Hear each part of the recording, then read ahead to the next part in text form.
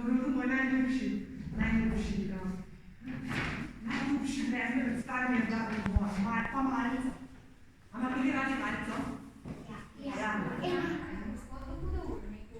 Ja, gospod hudournik mi je večkrat priskočil na pomoč. Tudi, ko se je kakšna materička izgubila, mi je večkrat pomagal. A res, povejte. Pred par dnevi sva spodila neke fantine. Tudi pes je mu pomiril hlače. Kaj pa so storili?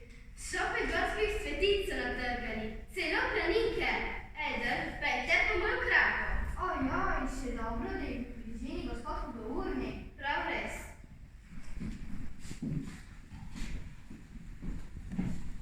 Spoštovani poslušalci in poslušalke, zahvaljujemo se vam za sodelovanje pri naših oddajah Zgodbe izpod Triglava. Lep pozdrav, vidimo se spet na